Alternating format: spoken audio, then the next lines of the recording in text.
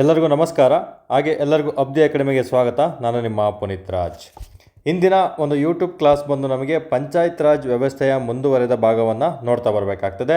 ನಮಗೆ ಮುಂಬರುವಂತಹ ಒಂದು KS ಮತ್ತು PSA ಆಗಿರ್ಬೋದು, ಮತ್ತು ಎಕ್ಸೈಸ್ ಸಬ್ ಇನ್ಸ್ಪೆಕ್ಟರ್ ಆಗಿರ್ಬೋದು, ಮತ್ತು FDA ಹುದ್ದೆಗಳಿಗೆ ಸ್ವಲ್ಪ ನಿಮಗೆ ವಿಶೇಷವಾಗಿ ಈ ಸಿಲೆಬಸ್ಗಳ ಮೇಲೆ ಪ್ರಶ್ನೆಗಳನ್ನು ಕೇಳಲಾಗ್ತದೆ. ಅಂಥದ್ರಲ್ಲಿ ಪಂಚಾಯತ್ ರಾಜ್ ವ್ಯವಸ್ಥೆ ಕೂಡ ಒಂದಾಗಿರುತ್ತೆ. ನಂತರ ಭೂ ಸುಧಾರಣೆ ಕಾಯ್ದೆ, ಸಹಕಾರಿ ಸಂಘಗಳ ಬಗ್ಗೆ ಡೆಪ್ತ್ ನಾಲೆಡ್ಜನ್ನು ತಿಳ್ಕೊಂಡಿದ್ದಲ್ಲಿ ಮಾತ್ರ ನೀವು ಈ 4 ಎಕ್ಸಾಮ್ಗಳಲ್ಲಿ ಅಂಕಗಳು ಈ ಟಾಪಿಕ್ ಮೇಲೆ ಮಿಸ್ ಆಗೋದಿಲ್ಲ ಸ್ನೇಹಿತರೆ. ಈಗ ಆಲ್ರೆಡಿ ಒಂದು ಕ್ಲಾಸ್ 1ನಲ್ಲಿ ನಿಮಗೆ ಏನು ಹೇಳಿದ್ದೆ, ಒಂದು ಪ್ರಾಚೀನ ಭಾರತದ ಇತಿಹಾಸದಿಂದ ನಮಗೆ ಯಾವ ರೀತಿ ಪಂಚಾಯತ್ ರಾಜ್ ವ್ಯವಸ್ಥೆನ ಅಳವಡಿಸಿಕೊಳ್ಳಲಾಯಿತು, ಅಂದರೆ ಅದು ಯಾರೋ ಒಂದು ಕನಸಿನ ಕೂಸಾಗಿತ್ತು, ಮತ್ತು ಸರ್ಪಂಚ್ ಅಂದರೆ ಏನು, ಮತ್ತು ನಿಮಗೆ ಹಲವಾರು ರೀತಿಯ ಒಂದು ಉತ್ತರ ಮೇಲಿರೋ ಶಾಸನದ ಬಗ್ಗೆ ಕಂಪ್ಲೀಟ್ ಡೀಟೇಲನ್ನು ತಿಳಿಸ್ಕೊಡ್ತಾ ಬಂದಿದ್ದೀನಿ ಮೊದಲನೇ ಕ್ಲಾಸಲ್ಲಿ. ನಂತರ ನಮಗೆ ಈ ಫಾಯಿಯನ ವುಹೆನ್ಸಾಂಗನ ಪ್ರಕಾರ ಯಾವ ರೀತಿ ಇತ್ತು, ಮತ್ತು ಹಲವಾರು ಈ ಒಂದು ಪಂಚಾಯತ್ಗಳಿಗೆ ಸಂಬಂಧಪಟ್ಟಂತೆ ಅಥವಾ ಗ್ರಾಮ ಸಭೆಗೆ ಸಂಬಂಧಪಟ್ಟಂತೆ ಯಾವೆಲ್ಲ ಕೃತಿಗಳಲ್ಲಿ, ಪ್ರಾಚೀನ ಕೃತಿಗಳಲ್ಲಿ ಉಲ್ಲೇಖವಾಗಿದೆ ಅಂತ ಪ್ರಶ್ನೆಗಳನ್ನು ನಿಮಗೆ ಕೇಳಲಾಗ್ತದೆ ಸ್ನೇಹಿತರೆ. ಅದನ್ನು ಸಹ ನೀವು ಓದಿರಲೇಬೇಕಾಗ್ತದೆ, ಎಕ್ಸಾಮ್ ದೃಷ್ಟಿಯಿಂದ ತುಂಬಾ ಇಂಪಾರ್ಟೆಂಟ್ ಆಗಿರ್ತದೆ.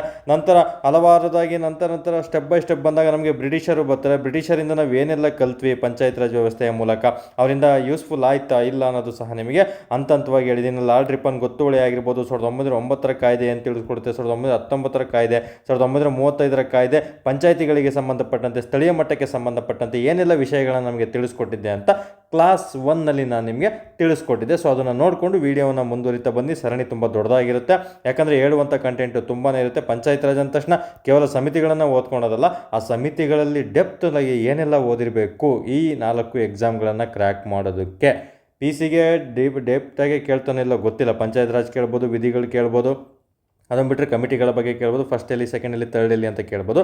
ಬಟ್ ಇವು 4 ಎಕ್ಸಾಮ್ಗಳಿದಾವಲ್ಲ, ಇಲ್ಲಿ 100% ಪೇಪರು KEಯಲ್ಲಿ ಕೇಳ್ತಾನೆ ಇವು 3 ಎಕ್ಸಾಮ್ಗಳಲ್ಲಿ. ಇನ್ನು KPSC ಸಹ ಗ್ರೂಪ್ B ಎಕ್ಸಾಮ್ಗಳಾಗಿರ್ಬೋದು, ಇಂಥ ಎಕ್ಸಾಮ್ಗಳನ್ನು ನಡೆಸಿದಾಗ 100% ಪ್ರಶ್ನೆಗಳು ಈ ಒಂದು ಟಾಪಿಕಲ್ಲಿ ಡೆಪ್ತ್ ನಾಲೆಡ್ಜನ್ನು ತಿಳ್ಕೊಂಡಲ್ಲಿ ಮಾತ್ರ ಅಂಕಗಳು ನಿಮಗೆ ಬರ್ತವೆ ಸ್ನೇಹಿತರೆ. ಸುಮ್ಮನೆ ಹೇಗೇಗೋ ಓದೋದಲ್ಲ, ನೀವು ಓದಿರುವಂಥ ಟಾಪಿಕ್ಗಳನ್ನೇ ಕರೆಕ್ಟಾಗಿ ಮಾಡಬೇಕು. ಈಗ ಮೊನ್ನೆ PC ಎಕ್ಸಾಮ್ ಟಫ್ ಇದೆ ಅಂತ ಹೇಳ್ಬಿಟ್ಟು ತುಂಬ ಜನ ಬೇಸರ ಆಗಿದ್ದೀರಾ. ಈಗ PC ಎಕ್ಸಾಮ್ ಪೇಪರ್ ಟಫ್ ಇತ್ತು ಅಂದರೆ 1:5 ಬಿಟ್ಟಾಗ ಎಷ್ಟು ಬರುತ್ತೆ ಇಲ್ಲಿ ಸ್ಕೋರು? ಆರಾಮ್ಸೆ ತುಂಬ ಕಡಿಮೆಗೆ ಬರುತ್ತೆ. ಹುಡುಗಿಯರಿಗೆ ಒಂದು 40ರಿಂದ 48ರಲ್ಲಿ 100% ಫಿಸಿಕಲ್ ಬರುತ್ತೆ. ಹುಡುಗರಿಗೆ ಒಂದು ಕೆಲವೊಂದು ಡಿಸ್ಟಿಕ್ ಮೇಲೆ ಡಿಪೆಂಡ್ಸ್, 48ರಿಂದ 60 100% ಫಿಸಿಕಲ್ ಬರುತ್ತೆ, ಅಂದರೆ ಡಿಸ್ಟಿಕಲ್ಲಿ ವೇರಿಯೇಷನ್ಸ್ ಆಗುತ್ತೆ. ಸೊ ಅವ್ರ ಪೇಪರ್ ಟಫ್ ಬಂದ ತಕ್ಷಣ ಏನು ಕಟ್ ಆಫೇನ ಇರೋದಿಲ್ಲ, ಲೋಗೆ ಇರುತ್ತೆ. ಬಟ್ ಏನು ಮಾಡಬೇಕು, ಗೊತ್ತಿರುವಂಥ ಪ್ರಶ್ನೆಗಳು 50 ಇದ್ವು, ಗೆಸ್ ಮಾಡಿ ಬರೋದು ಒಂದು 25ರಿಂದ 28 ಬಂದಾಗ ಒಂದು 15ರಿಂದ 18 ತಪ್ಪಾಯ್ತು ಸಹ ನಮಗೆ 55+ ಆರಾಮಿಗೆ ಸ್ಕೋರ್ ಮಾಡ್ಬೋದಿತ್ತು ಸ್ನೇಹಿತರೆ. ಇವನ್ 15 ಸಹ ಗುಡ್ ಸ್ಕೋರು, ರೇಸಲ್ಲಿದ್ದೀರಾ ಅಂತಲೇ ಅರ್ಥ. ಮುಂದೆ ನೀವು ಚೆನ್ನಾಗಿ ಓದ್ತಾ ಬರಬೇಕು. ಕೆಲವೊಂದು ಡಿಸ್ಟಿಕಲ್ಲಿ ಕಟ್ ಆಫ್ ಕಡಿಮೆಗೆ ನಿಲ್ಲುತ್ತೆ, ಅದ್ರ ಬಗ್ಗೆ ಭಯ ಬೇಕಿಲ್ಲ. ಸೊ ಈಗ ಡಿಸ್ಟಿಕ್ ಹೇಳ್ತಿಲ್ಲ, ಓವರಾಲ್ ನಾನು ಒಂದು ಕಾನ್ಸೆಪ್ಟ್ ಯಾವ ರೀತಿ ತಿಳ್ಕೊಂಡಿರಬೇಕು, ಒಂದು ಎಕ್ಸಾಮ್ ಓರಿಯೆಂಟೆಡ್ ಅಂತ ತಿಳಿಸ್ಕೊಡ್ತಾ ಇದ್ದೀನಿ. ಸೊ ಯಾವುದೇ ಥರ ಬೇಸರ ಆಗೋದು ಬೇಡ. ಮುಂಬರುವಂಥ ಎಕ್ಸಾಮ್ಗಳಿಗೆ ಓದೋದಕ್ಕೆ ಶುರು ಮಾಡಿ. ಸ್ವಲ್ಪ ನೀವು ಓದಿರುವಂಥದ್ದನ್ನೇ ಫಸ್ಟ್ ಓದ್ಕೊಳ್ಳಿ, ನಂತರ ಅದಕ್ಕೆ ಸ್ವಲ್ಪ KE ಟೆಚ್ಚನ್ನು ಕೊಡ್ತಾ ಬರಬೇಕು. ಮತ್ತು ಅನಲೈಸಿಂಗ್ ಸ್ಕಿಲ್ಲನ್ನು ಇಂಪ್ರೂವ್ ಮಾಡ್ಕೋಬೇಕಾಗುತ್ತೆ. ಅನಲೈಸಿಂಗ್ ಸ್ಕಿಲ್ ಇಂಪ್ರೂವ್ ಆಗಬೇಕಂದ್ರೆ ಮಾಕ್ ಟೆಸ್ಟ್ಗಳನ್ನು ಚೆನ್ನಾಗಿ, ನೀವೆಲ್ಲೆಲ್ಲಿ ಧಾರವಾಡದಲ್ಲಿದ್ದೀರಾ, ಬೆಂಗಳೂರಲ್ಲಿದ್ದೀರಾ, ಆಫ್ಲೈನಲ್ಲಿ ಮಾಕ್ ಟೆಸ್ಟನ್ನು ಬರೀತಾ ಬನ್ನಿ. ಆನ್ಲೈನಲ್ಲಿದ್ದರೆ ಯಾವುದಾದ್ರು ಒಂದು ಒಳ್ಳೆ ಅಕಾಡೆಮಿ ಮೂಲಕ ಆನ್ಲೈನಲ್ಲಿ ನೀವು ಮಾಕ್ ಟೆಸ್ಟನ್ನು ಬರೀತಾ ಬಂದಾಗ ಅನಲೈಸಿಂಗ್ ಸ್ಕಿಲ್ ಜಾಸ್ತಿ ಆಗ್ತದೆ ಸ್ನೇಹಿತರೆ. ಸೊ ಈಗ ಕ್ಲಾಸ್ 2ಗೆ ಹೋಗ್ತಾ ಬರೋಣ. ನಾವು ಇಂದಿನ ಪಂಚಾಯತ್ ರಾಜ್ ವ್ಯವಸ್ಥೆ ಅಂತ ಬಂದ ತಕ್ಷಣ ಮೊದಲನೇದಾಗಿ 1957 ಅಂದರೆ ನಮಗೆ ಒಂದು ವೇದಗಳ ಕಾಲದ ನಾಗರಿಕತೆ, ಅಥವಾ ನಮಗೆ ಅಲ್ಲಿಂದ ಹಿಡಿದು 1957 ಏನೆಲ್ಲ ಹಂತಗಳನ್ನು ನೋಡ್ತಾ ಬಂದ್ವಿ, ಹಂತ 1, ಹಂತ 2, ಹಂತ 3 ಅಂತ ತಿಳಿಸ್ಕೊಟ್ಟಿದ್ದೆ. ಆ ಫಸ್ಟ್ ಕ್ಲಾಸನ್ನು ನೋಡ್ಕೊಳ್ತಾ ಬನ್ನಿ. ಇದು 2ನೇ ಕ್ಲಾಸ್ ಆಗಿರೋದ್ರಿಂದ ಪಂಚಾಯತ್ ರಾಜ್ಗೆ ಸಂಬಂಧಪಟ್ಟಂತೆ ಯಾವೆಲ್ಲ ಸಮಿತಿಗಳಿದ್ದಾವೆ, ನೀವು ಸ್ವಲ್ಪ ಸಮಿತಿಗಳು 5ರಿಂದ 6 ಓದಿರ್ತೀರ, ಬಟ್ ಇಲ್ಲಿ ನಾನು ತುಂಬ ಸಮಿತಿಗಳನ್ನು ಕೊಟ್ಟಿದ್ದೀನಿ. ನಿಮಗೆ ಯಾವ ರೀತಿ ಕೇಳ್ತೀನಿ, ಈ ಕೆಳಗಿನವುಗಳಲ್ಲಿ 3 ಪ್ರಶ್ನೆಗಳನ್ನು ಕೇಳ್ತಾನೆ ಸಮಿತಿಗಳಿಗೆ ಸಂಬಂಧಪಟ್ಟಂತೆ. ಈ ಕೆಳಗಿನವುಗಳಲ್ಲಿ ಯಾವುದು ಪಂಚಾಯತ್ ರಾಜ್ಗೆ ಸಂಬಂಧಪಟ್ಟಂತಹ ಸಮಿತಿಗಳಾಗಿದೆ ಅಂತ ಪ್ರಶ್ನೆ ಕೇಳ್ತಾನೆ, ಅಥವಾ ಸಮಿತಿಗಳು ಆಗಿಲ್ಲ ಅಂತ ಒಂದು ಪ್ರಶ್ನೆಯನ್ನು ಕೇಳಲಾಗ್ತದೆ, ಅಥವಾ ಸಮಿತಿಗಳನ್ನು ಕೊಟ್ಬಿಟ್ಟು ಯಾವ ವರ್ಷ ಅದು ರಚನೆ ಆಯಿತು ಅಂತ ಹೇಳ್ಬಿಟ್ಟು ಕಾಲಾನುಕ್ರಮವಾಗಿ ಅಥವಾ ಜೋಡಿಗಳ ರೂಪದಲ್ಲಿ ಕೇಳ್ತಾ ಬರ್ತಾನೆ, ಅಥವಾ ಸಮಿತಿಗಳನ್ನು ಕೊಟ್ಬಿಟ್ಟು ಅವ್ರ ರಚನೆ ಆದಂಥ ವರ್ಷಕ್ಕೆ ಸಂಬಂಧಪಟ್ಟಂತೆ ಕಾಲಾನುಕ್ರಮವಾಗಿ ಬರೆಯಿರಿ ಅಂತ ನಿಮಗೆ ಪ್ರಶ್ನೆಗಳನ್ನು ಕೇಳ್ತಾ ಬರ್ತಾನೆ ಸ್ನೇಹಿತರೆ. ಸೊ 4 ರೀತಿಯಲ್ಲೂ ಸಹ ನೀವು ಓದಿದ್ದಲ್ಲಿ ಮಾತ್ರ ಇಲ್ಲಿ ಉತ್ತರ ಸಿಗುತ್ತೆ. ಸೊ ಮೊದಲನೇದಾಗಿ ಬಲವಂತರಾಯ್ ಮೆಹ್ತಾ ಸಮಿತಿ ಎಷ್ಟರಲ್ಲಿ ರಚನೆ ಆಯಿತು ನೆನ್ಪಿಟ್ಕೊಂಡಿರಬೇಕು. 1957 ಮೊಟ್ಟ ಮೊದಲ ಸಮಿತಿ ಆಗಿರುತ್ತೆ. ಇದನ್ನು ನೀಲಿ ನಕ್ಷೆ ಅಂತಲೇ ಕರಿತೀವಿ. ಇನ್ನು K ಸಂತಾನಂ ಸಮಿತಿ 1963ರಲ್ಲಿ ಆಗಿರುತ್ತೆ. ಅಶೋಕ್ ಮೆಹ್ತಾ ಸಮಿತಿ 1977ರಲ್ಲಿ ಆಗಿರುತ್ತೆ. ಸೊ ತುಂಬ ಜನ ಅಭ್ಯರ್ಥಿಗಳು ಜಸ್ಟ್ 77ರಲ್ಲಿ ಅಶೋಕ್ ಮೆಹ್ತಾ ಸಮಿತಿ ಅಷ್ಟೇ ಅಂತ ಥಿಂಕ್ ಮಾಡಿರ್ತಾರೆ. ಅದ್ರ ಜೊತೆ ದಂತವಾಲ ಸಮಿತಿನೂ ಸಹ 1977ರಲ್ಲಿ ರಚನೆ ಆಗಿರ್ತದೆ. ಇನ್ನು ಡಾಕ್ಟರ್ CH ಹನುಮಂತರಾಯ್ ಸಮಿತಿ ತುಂಬ ಜನ ಓದಿರಲ್ಲ, 1987ರಲ್ಲಿ ರಚನೆ ಆಗಿರ್ತದೆ. ಇನ್ನು JVK ರಾವ್ ಸಮಿತಿ, LM ಸಿಂಘ್ವಿ ಸಮಿತಿ, PK ತುಂಗನ್ ಸಮಿತಿ, ಗಾಡ್ಗಿಲ್ ಸಮಿತಿ ವರ್ಷಗಳನ್ನು ಕಂಪಲ್ಸರಿ ನೀವು ನೆನಪಲ್ಲಿ ಇಟ್ಕೊಂಡಿರಲೇಬೇಕಾಗ್ತದೆ ಸ್ನೇಹಿತರೆ. ಎಕ್ಸಾಮಲ್ಲಿ ಈ ಯಾವುದಾದ್ರೂ ಒಂದು 4 ಕೊಟ್ಬಿಟ್ಟು 5 ಕೊಟ್ಬಿಟ್ಟು ಅವುಗಳು ರಚನೆ ಆದ ವರ್ಷಕ್ಕೆ ಸಂಬಂಧಪಟ್ಟಂತೆ ಕಾಲಾನುಕ್ರಮ, ಈಗ ಬಲವಂತರಾಯ್ ಗೊತ್ತಿರುತ್ತೆ, ಸಂತನಂ ಗೊತ್ತಿರುತ್ತೆ, ಅಶೋಕ ಗೊತ್ತಿರುತ್ತೆ. ಬಟ್ ಇವೆರಡನ್ನ ಕೊಟ್ಟು ಕನ್ಫ್ಯೂಷನ್ ಮಾಡಿದಾಗ 100% ಏನೋ ಒಂದು 50% ಅಭ್ಯರ್ಥಿಗಳು ಗೆಸ್ ಮೇಲೆ ರೈಟ್ ಆಗ್ತಾ ಬರ್ತಾರೆ, ಇನ್ನು 50% ಗೆಸ್ ಹಾಕಿರ್ತಾರೆ, ಬಟ್ ಅದು ರಾಂಗ್ ಆಗ್ತಾ ಬರುತ್ತೆ. ಇಂಥ ಕ್ವಶನ್ಗಳು ಎಕ್ಸಾಮಲ್ಲಿ ನಿಮಗೆ ಕೈ ಹಿಡಿದ್ರೆ ಮಾತ್ರ KE ಇಲಾಖೆಯಿಂದ ಕರೆಯುವಂಥ ಪರೀಕ್ಷೆಗಳಲ್ಲಿ ಸಕ್ಸಸ್ ಆಗ್ತಾ ಬರ್ತೀರಾ ಸ್ನೇಹಿತರೆ. ಸೊ ಕೇರ್ಫುಲ್ಲಾಗಿ ಓದ್ಕೊಳ್ತಾ ಬರಬೇಕು. ಈಗ ನಾವು ಒಂದೊಂದಾಗಿ ಈ ಸಮಿತಿಗಳಲ್ಲಿ ಒಂದು 2-3 ಸಮಿತಿಗಳನ್ನು ತಿಳಿಸ್ಕೊಡ್ತೀನಿ, ತುಂಬ ಡೆಪ್ತ್ ನಾಲೆಜನ್ನು ತಿಳಿಸ್ಕೊಡ್ತಾ ಬರ್ತೀನಿ. ಹಾಗಾಗಿ ನೆಕ್ಸ್ಟ್ ಸಮಿತಿಗಳನ್ನು ಇನ್ನೊಂದು ವಿಡಿಯೋದಲ್ಲಿ ತಿಳಿಸ್ಕೊಡ್ತೀನಿ ಸ್ನೇಹಿತರೆ. ಈಗ ಮೊದಲನೇದಾಗಿ ನೋಡ್ತಾ ಬರೋದು ನಾವು ಯಾವ ಸಮಿತಿ, ಬಲವಂತರಾಯ ಸಮಿತಿ ಆಗಿರ್ತದೆ. ಸೊ ಬಲವಂತರಾಯ ಮೆಹ್ತಾ ಸಮಿತಿ ಬಗ್ಗೆ ನಿಮಗೆ ಏನಕ್ಕೆ ಜಾರಿಗೆ ಬಂತು, ಯಾವ ರೀತಿ ಪ್ರಶ್ನೆ ಕೇಳ್ತಾರೆ ಅಂತ ಪ್ರತಿಯೊಂದು ತಿಳಿಸ್ಕೊಡ್ತೀನಿ.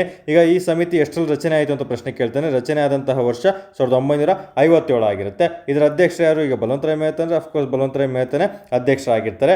ಬಟ್ ಎಂದು ಸದಸ್ಯರನ್ನು ಕೇಳಿಲ್ಲ. ನೆಕ್ಸ್ಟ್ ಎಕ್ಸಾಮ್ಗಳಲ್ಲಿ ಫಿಕ್ಸ್ ಸದಸ್ಯರನ್ನು ಕೇಳ್ತಾ ಬರ್ತಾರೆ. ಡಾಕ್ಟರ್ ಶಂಕರ್ ದಯಾಳ್ ಶರ್ಮಾ ಆಗಿರ್ಬೋದು, ಠಾಕೂರ್ ಫೂಲ್ ಸಿಂಗ್ ಆಗಿರ್ಬೋದು, BG ರಾವ್ ಆಗಿರ್ಬೋದು, ಇವರು ಏನೋ ಸದಸ್ಯರು ಬಲವಂತರಾಯ್ ಮೆಹ್ತಾ ಸಮಿತಿಯ ಸದಸ್ಯರಾಗಿ ಆಯ್ಕೆ ಆಗಿರ್ತಾರೆ ಸ್ನೇಹಿತರೆ. ಒಟ್ಟು 4 ಜನ ಸದಸ್ಯರು. ಹೇಗೆ ಕರಡು ಸಮಿತಿ ನಮಗೆ ಅಂಬೇಡ್ಕರನ್ನು ಒಳಗೊಂಡು ಬೇರೆ ಎಲ್ಲ ಸದಸ್ಯರು ಇರ್ತಾರಲ್ಲ, ಅದೇ ರೀತಿ ಬಲವಂತರಾಯ್ ಮೆಹ್ತಾ ಅಷ್ಟೇ ಅಧ್ಯಕ್ಷರು ಒಬ್ಬರು ಇರ್ತಾರೆ, ಸದಸ್ಯರು 3 ಜನ ಇರ್ತಾರೆ ಸ್ನೇಹಿತರೆ, ನೆನಪಲ್ಲಿರಬೇಕಾಗ್ತದೆ.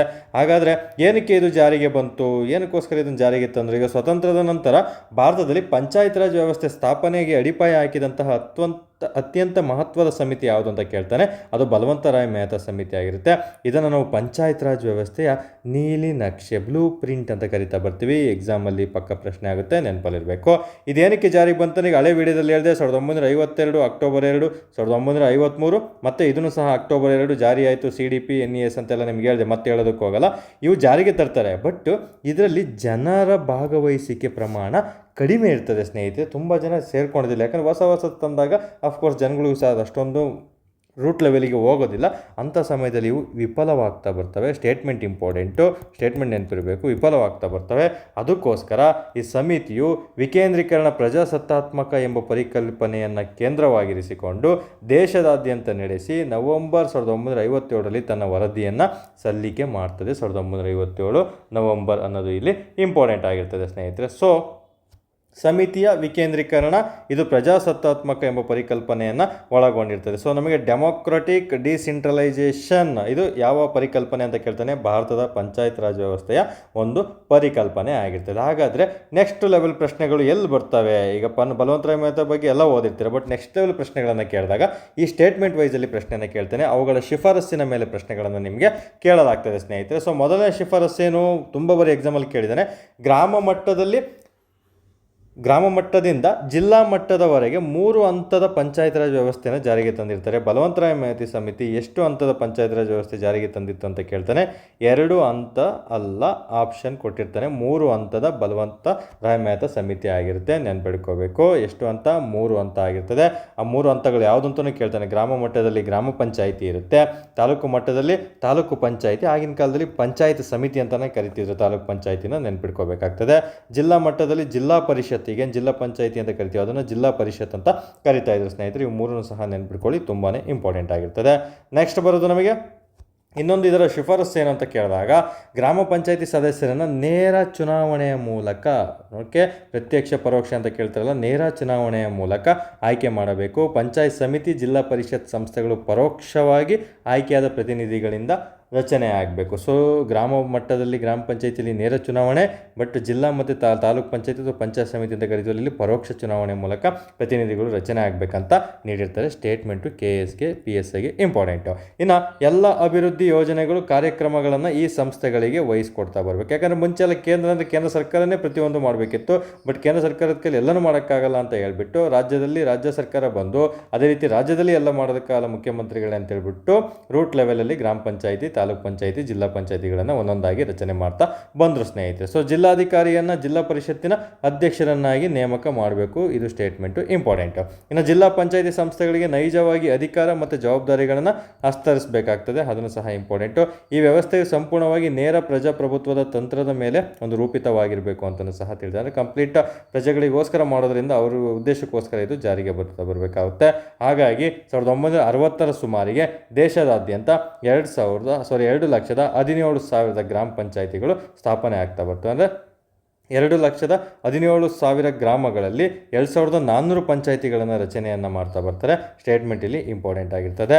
ಸೊ ಹಾಗೆಯೇ ನಮಗೆ 4,500 ಬ್ಲಾಕ್ ಪಂಚಾಯಿತಿ ಸಮಿತಿಗಳು ಅಸ್ತಿತ್ವಕ್ಕೆ ಬಂದು ಸರಾಸರಿ ಎಷ್ಟು ಗ್ರಾಮ ಪಂಚಾಯಿತಿಗಳಿಗೆ 4 ಗ್ರಾಮ ಪಂಚಾಯಿತಿಗಳನ್ನು ಸೇರಿಸಿ ಒಂದು ಬ್ಲಾಕ್ ಪಂಚಾಯಿತಿಯನ್ನು ರಚನೆ ಮಾಡಲಾಯಿತು, ಇದು ಸ್ಟೇಟ್ಮೆಂಟು ಇಂಪಾರ್ಟೆಂಟು.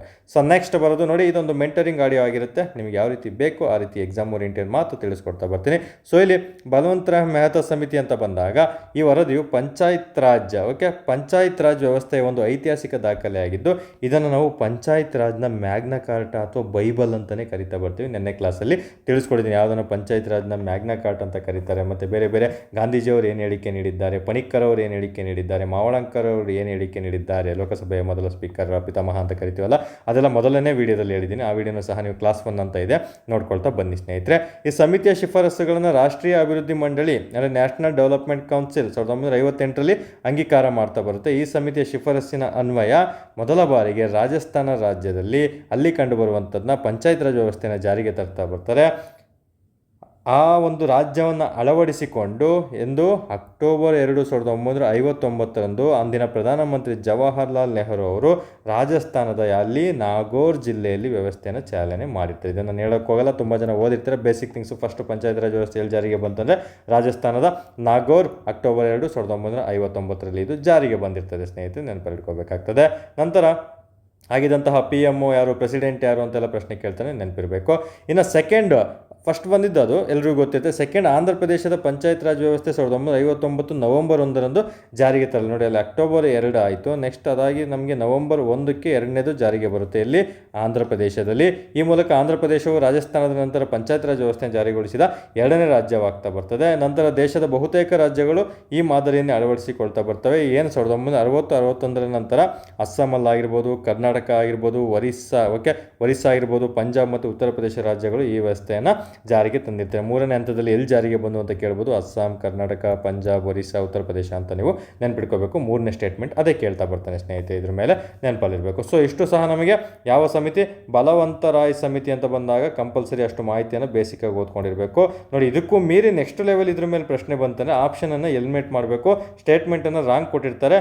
ಒಂದು, ಎರಡನೇದು ಅಂಕಿ ಅಂಶಗಳ ಮೇಲೆ ಏನಾದರೂ ರಾಂಗ್ ಕೊಟ್ಟಿರ್ತಾರೆ. ಈಗ ಪಂಚಾಯಿತಿಗಳು ಫಸ್ಟ್ ಡೇಟನ್ನು ನೋಡ್ಕೊಳ್ಳಿ, ಯಾವಾಗ ಶುರುವಾಯಿತು ಅಂತ, ಅಥವಾ ಆ ಟೈಮಲ್ಲಿ ಎಷ್ಟು ಗ್ರಾಮ ಪಂಚಾಯತಿ ಇದ್ದು ಅದನ್ನು ಜಾಸ್ತಿ ಕೊಟ್ಟು ನಿಮಗೆ ಕೇಳ್ತಾ ಬರ್ಬೋದು. ಅದನ್ನು ಸಹ ಆ ರೀತಿ ಕನ್ಫ್ಯೂಷನ್ ಮಾಡುವಂಥ ಚಾನ್ಸಸ್ಸು ತುಂಬಾ ಇರುತ್ತೆ. ಜಸ್ಟ್ ಅಂಥ ಟೈಮಲ್ಲಿ ನೀವು ಆಪ್ಷನ್ ಎಲಿಮಿನೇಷನ್ ಮೆಥಡನ್ನು ಯೂಸ್ ಮಾಡ್ತಾ ಬರಬೇಕಾಗುತ್ತೆ. ಆಗಿದ್ದಲ್ಲಿ ಮಾತ್ರ ಉತ್ತರ ಸಿಗುತ್ತೆ ಸ್ನೇಹಿತರೆ. ಮುಂಚೆ ಥರ ಜಸ್ಟ್ ಮಗಪ್ ಮಾಡಿ ಒಂದು ವರ್ಡ್ ಅಥವಾ ಸ್ಟೇಟ್ಮೆಂಟನ್ನು ಆನ್ಸರ್ ಮಾಡೋ ಥರ KE ಡಿಪಾರ್ಟ್ಮೆಂಟ್ ಪರೀಕ್ಷೆಗಳನ್ನು ಕೊಡೋದಿಲ್ಲ.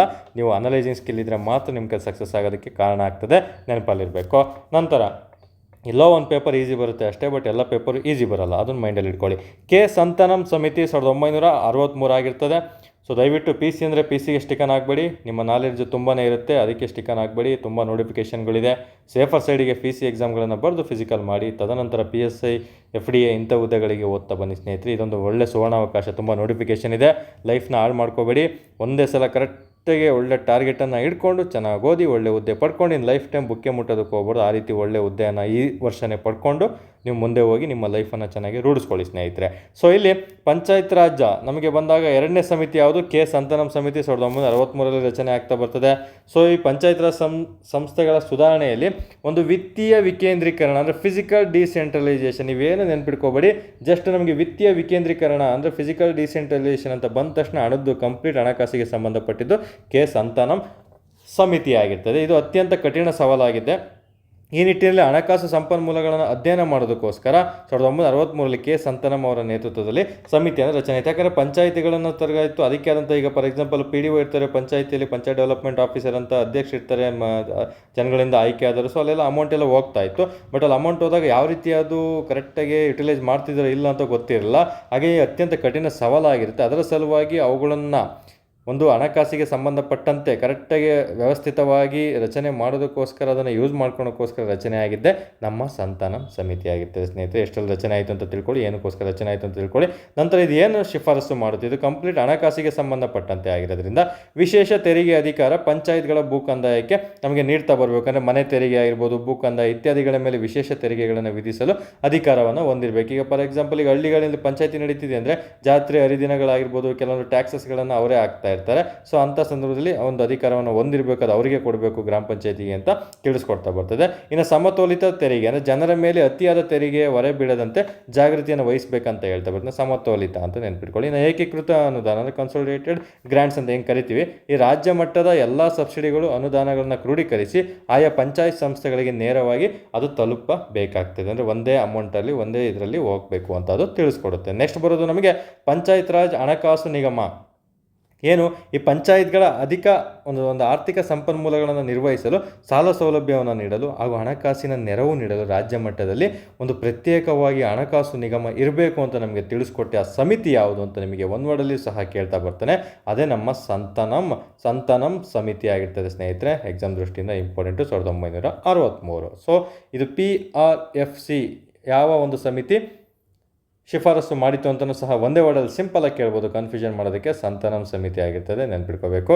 ಪಂಚಾಯತ್ ರಾಜ್ ಫಿನಾನ್ಷಿಯಲ್ ಕಮಿಟಿ ಆಗಿರ್ತದೆ ಅಥವಾ ಕಮಿಷನ್ ಅಂತ ಕರಿತಾ ಬರ್ತೀವಿ. ಎಕ್ಸಾಮ್ ದೃಷ್ಟಿಯಿಂದ ಫುಲ್ ಫಾರ್ಮನ್ನು ಇಂಪಾರ್ಟೆಂಟು. ಸೊ ನಂತರ ಆದಾಯ ಹಂಚಿಕೆ ಯಾವ ರೀತಿ ಇರಬೇಕಂತ ತಿಳಿಸ್ಕೊಡುತ್ತೆ.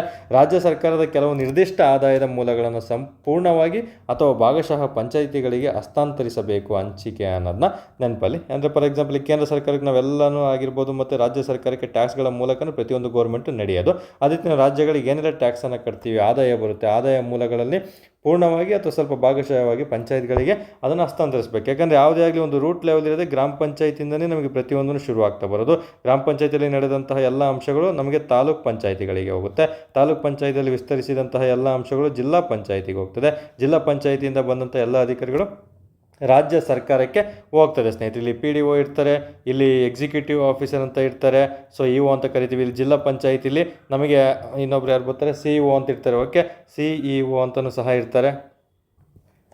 Okay, CEO chief executive officer ಅಂತ ಕನ್ಫ್ಯೂಷನ್ ಮಾಡ್ಕೊಬೇಡ. ನೋಡಿ, ತಾಲೂಕು ಏನಲ್ಲಿ ಗ್ರಾಮ ಪಂಚಾಯತಿಲಿ ಒಬ್ಬ ಅಧಿಕಾರಿ, ಗೌರ್ಮೆಂಟ್ ಅಧಿಕಾರಿ ಯಾರು ಇರ್ತಾರೆ ಅಂದರೆ PDO ಮಾತ್ರ ಇರ್ತಾರೆ. ಪಂಚಾಯತ್ ಡೆವಲಪ್ಮೆಂಟ್ ಆಫೀಸರ್ ಅಂತ ಕರೀತಾರೆ.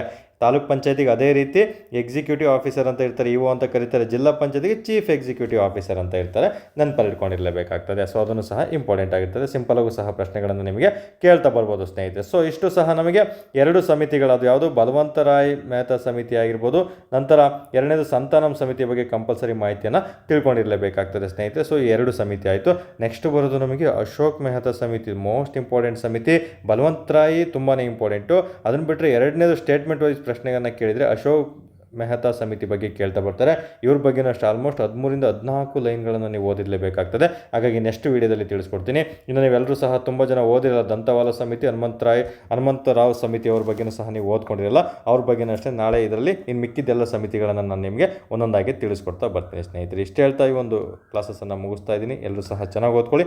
ಯಾರೆಲ್ಲ ನಮ್ಮ ಒಂದು ಟೆಲಿಗ್ರಾಮ್ ಚಾನಲ್ಗೆ ಜಾಯ್ನ್ ಆಗಿಲ್ಲ, ದಯವಿಟ್ಟು ನೀವು ಅದನ್ನು ಜಾಯ್ನ್ ಆಗ್ತಾ ಬರೋದು. ಇದೇ ಒಂದು ವೀಡಿಯೋದಲ್ಲಿ ಕೆಳಗಡೆ ಕಮೆಂಟ್ ಬಾಕ್ಸಲ್ಲಿ ಲಿಂಕ್ ಹಾಕಿರ್ತೀನಿ, ಜಾಯ್ನ್ ಆಗ್ತಾ ಬನ್ನಿ ಟೆಲಿಗ್ರಾಮ್ ಚಾನಲ್ಗೆ. ಇಫ್ ಇನ್ ಕೇಸ್ ಲಿಂಕ್ ಸಿಕ್ಕಿಲ್ಲ ಅಂದರೆ ಈ ನಂಬರ್ಗೆ ವಾಟ್ಸಪ್ಪಲ್ಲಿ ಲಿಂಕ್ ಕಳಿಸಿ ಅಂತ ಮೆಸೇಜ್ ಹಾಕಿ ನಾನು ಖಂಡಿತ ನಿಮಗೆ ಕಳಿಸ್ಕೊಡ್ತಾ ಬರ್ತೀನಿ ಸ್ನೇಹಿತರೆ. ಸೊ ತುಂಬ ಕೇರ್ಫುಲ್ಲಾಗಿ, ತುಂಬ ಸಿಂಪಲಾಗಿ ಹೇಳ್ಬೇಕಂದ್ರೆ ಇಷ್ಟು PCಗೆ ಓದ್ಕೊಂಡಿದ್ರೆ ಸಾಕಾಗಿರುತ್ತೆ. ಆರ್ಡರ್ ವೈಸು ಕಾಲಾನುಕ್ರಮ 4 ರೀತಿ ಪ್ರಶ್ನೆ ಕೇಳ್ತಾ ಅಂತಲ್ಲ ಅಷ್ಟು. ಅದನ್ನು ಬಿಟ್ಟರೆ ಬಲವಂತರಾಯ್ ಮೆಹ್ತಾ ಬಗ್ಗೆ ಕಂಪ್ಲೀಟಾಗಿ ಓದ್ಕೊಳ್ತಾ ಬನ್ನಿ. ಇನ್ನು ನಮಗೆ ಹಣಕಾಸು ವಿಕೇಂದ್ರೀಕರಣ ಯಾರು ಮಾಡಿದ್ರು ಅಂತ ಕೇಳ್ತಾ ಅಂದರೆ ಸಂತಾನಂ ಸಮಿತಿ. ಅಂದರೆ ಅದು ಜಸ್ಟ್ ಒಂದು PCಗೆ ಅಷ್ಟು ಸಾಕಾಗಿರ್ತದೆ. ಬಟ್ PSI, ESI, FDA ಮತ್ತು KPSC ಎಲ್ಲ ಎಕ್ಸಾಮ್ಗಳಿಗೆ ಡೀಟೇಲ್ಡಾಗಿ ನೀವು ಓದಿರಲೇಬೇಕಾಗ್ತದೆ. KSಗೂ ಅಷ್ಟೇ 100% ಇಲ್ಲೇ ನಿಮಗೆ ಪ್ರಶ್ನೆಗಳನ್ನು ಕೇಳ್ತಾ ಬರ್ತಾನೆ ಸ್ನೇಹಿತರೆ. ಇಷ್ಟು ಹೇಳ್ತಾ ಒಂದು ಕ್ಲಾಸಸ್ಸನ್ನು ಮುಗಿಸ್ತಾ ಇದ್ದೀನಿ. ಎಲ್ಲರೂ ಸಹ ಚೆನ್ನಾಗಿ ಓದ್ಕೊಳ್ಳಿ. All the very best. ಧನ್ಯವಾದಗಳು.